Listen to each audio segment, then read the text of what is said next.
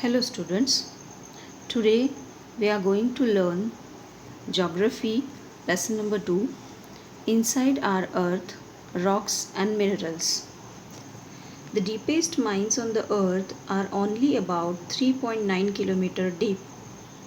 Some geologists have dug the earth as deep as 11 km beneath its surface. However, this is just scratching the surface. The earth is approximately 6,400 km from the surface to the center. Now let us learn and understand about the interior of the earth in this chapter. Our earth is dynamic. It is always on the move. To know how changes take place on the earth's surface, we need to study the structure of the earth. A detailed study of the interior of the earth has been done by geologists. Interior of the earth. There are multiple sections or layers of the earth. Their classification is based on their composition, according to which the earth has three layers: the crust, mantle, and the core. That core is divided into the two parts, that outer core and the inner core. The geologists name these three layers as lithosphere, pyrosphere, barysphere.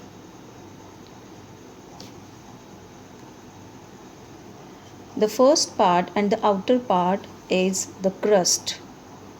The crust is the outermost and the thinnest layer of the earth. It is usually 35 to 80 km and sometimes 100 km thick. This part is known as the lithosphere. And this crust is divided into the two layers. The lower layer that we call the ocean, that is Sima also.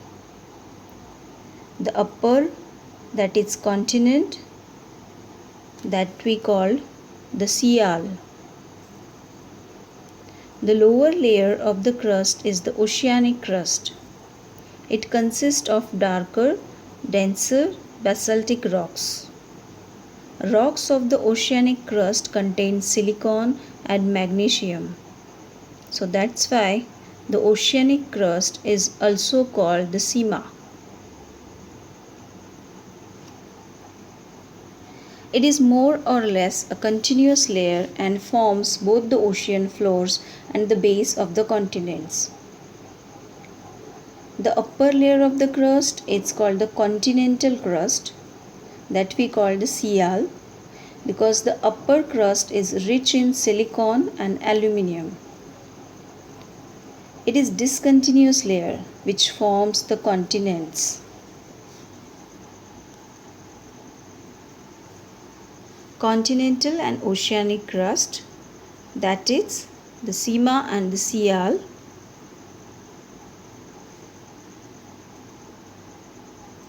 The oceanic crust and the continental crust both are included in the lithosphere, that we call the crust. The next part is mantle. The mantle is layer between the core and the crust. It is about 2,900 km thick. Rocks in this layer are comparatively less dense than those in the core. The temperature range is from 100 degrees centigrade to 2200 degrees centigrade.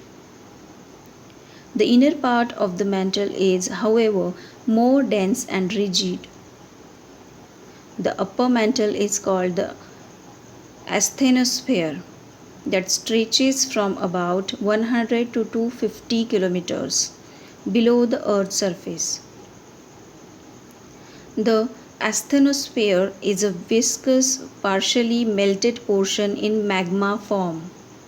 What is meant by magma? The hot fluid or semi-fluid material below or within the Earth's crust, from which Lava and other igneous rock is formed on cooling. This magma in the asthenosphere induces convection current which causes the tectonic plates. The lower mantle is one with various minerals. Temperature in this zone is 3000 degrees centigrade. The next part is core. Core is divided into the two parts, that is inner core and the outer core. Inner core which is solid and the outer core which is molten. The core, also known as the barysphere, is the innermost layer of the earth, and it is made up of very dense rocks which are rich in nickel and iron. Its radius is about 3500 km. The core is divided into the two parts.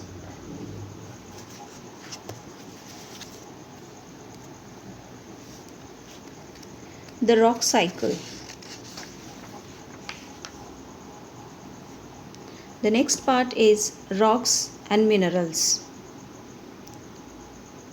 The rocks are divided into the three parts: igneous processes, sedimentary processes, and the metamorphic processes.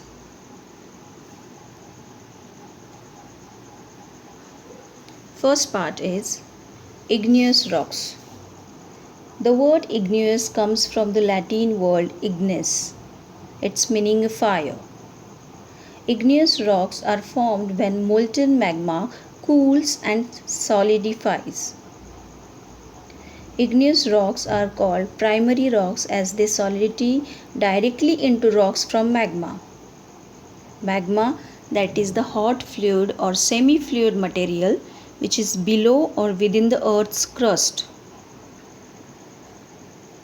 There are two types of igneous rocks. First, intrusive igneous rocks and extrusive igneous rocks.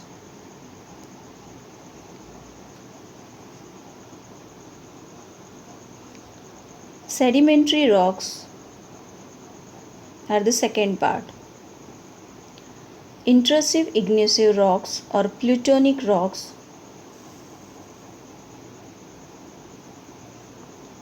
the molten magma cools down slowly deep inside the earth's crust and forms intrusive igneous rocks, that is we call the plutonic rocks also. The slow rate of cooling produces large crystals. Granite is an example of intrusive igneous rocks. Intrusive igneous rocks are also called the plutonic rocks as their origin is within the earth's crust. Granite consists mainly of three minerals: quartz, mica, and feldspar. Granite also is not very dense. Other examples of igneous rocks are gabbro, scoria, mica, and quartz. The second part is extrusive igneous rocks. When lava, the fiery red molten magma, comes out from the interior of the earth and cools down on its outer surface, the resulting solidified material is called the extrusive igneous rocks. Basalt is an extrusive igneous rocks. Extrusive igneous rocks are also called volcanic rocks as they are formed from lava that comes out of a volcano. The lava cools quickly on the earth crust. The rapid cooling creates small crystals. These small crystals contain a low percentage of silica and high percentage of oxides and are dense.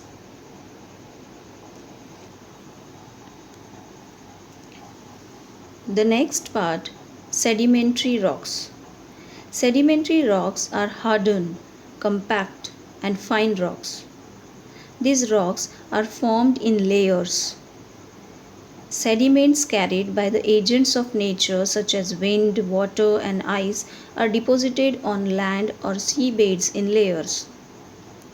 Over thousands of years, layers of this rock particles or sediments build up.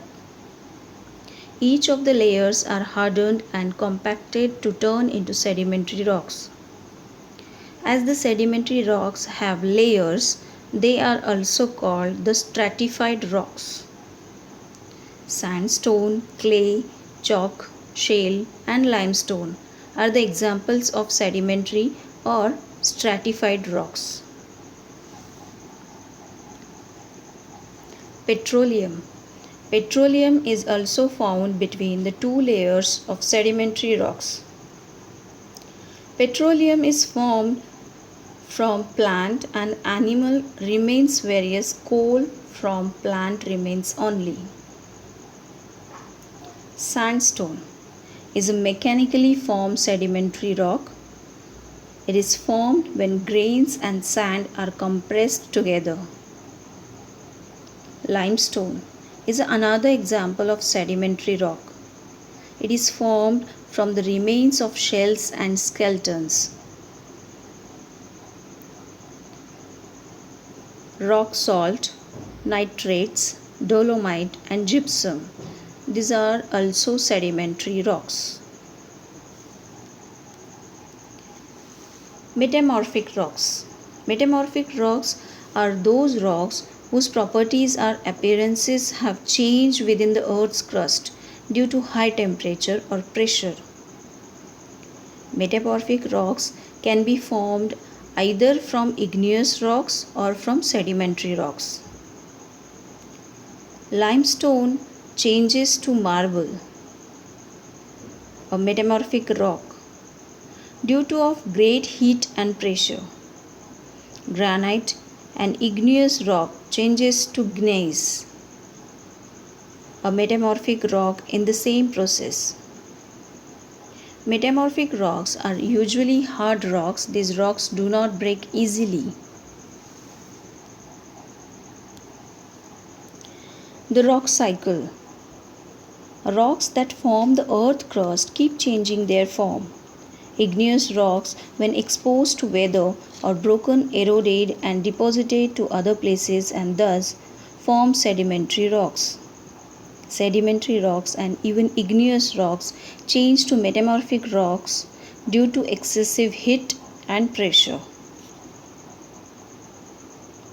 When these metamorphic rocks are destroyed and buried deep beneath the Earth's crust, they change into magma, and once again the formation of igneous rock and sedimentary rocks takes place.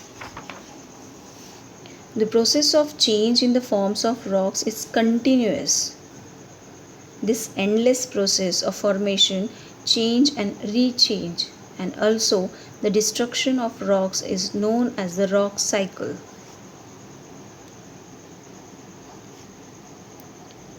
The importance of rocks and the minerals. As we know that from the rocks we get the soil. Soil is very important natural resource. It is formed when the rocks are break down into very small pieces through physical and chemical processes. These rocks pieces finally turn into very fine particles to form soil. They contain a variety of minerals such as copper, bauxite, iron, and many others. These minerals are very important raw materials for manufacturing industries. Rocks are a storehouse of fossils. Fossils provide a very important information to historians and archaeologists. Fossil fuels like coal, petroleum, petrol, diesel, and kerosene, natural gas are obtained from sedimentary rocks. Rocks are a source of precious stones such as diamond. Rocks are used for the construction of roads, bridges, and buildings. Limestone is a major raw material for the cement industry. Thank you.